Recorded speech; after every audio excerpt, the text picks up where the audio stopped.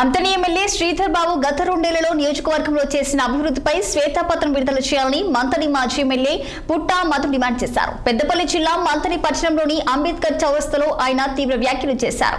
ఈ సందర్భంగా పుట్టా మధు మాట్లాడుతూ ఒక మాజీ ఎమ్మెల్యే అని కూడా చూడకుండా చెప్పుతో కొడతానని మాట్లాడడం సరికాదని మండిపడ్డారు.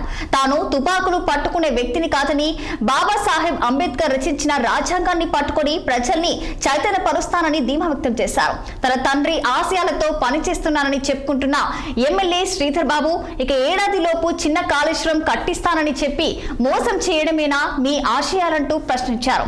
ఇక మంతని నియోజకవర్గంలో వెనుకబడిన కులాల ఓట్లతో గెలిచి అదే సమాజాన్ని మోసం చేస్తున్నామని ఆరోపించారు. నియోజకవర్గంలో ఉన్నటువంటి ప్రజాస్వామ్యం తెలిసిన వాళ్ళు, ఓటు తెలిసిన వాళ్ళు, బాగా దుద్దిల్లా దొంగను మంచోడు అనుకునే వాళ్ళకి అర్థం కావాలి. నన్ను నా తల్లి కానుంచి, నా భార్య కానుంచి, నా కుటుంబం కానుంచి వెనుక నుండి తిట్టిపిస్తున్నటువంటి విషయం ఈ సమాజానికి తెలవాలని, ఇక నుంచి నువ్వెవరితోటైతే నన్ను తిట్టిపిస్తా ఉన్నావో వాళ్ళు నా వాళ్ళే అనే విషయం నాకు తెలుసు గనక ఈ కాడి నుండి నేను వాళ్ళను తిట్టా, నీ కుటుంబం చరిత్ర విప్పుతా. నువ్వు అనుకుంటున్నావు కొంతమందిని పెట్టి నన్ను తిట్టిపిస్తే, చెప్పుతోటి కొడతా అని భయపెట్టిస్తే, వీడియోలు పెట్టి మాట్లాడిస్తే నేను లొంగిపోతా అనుకుంటున్నావు.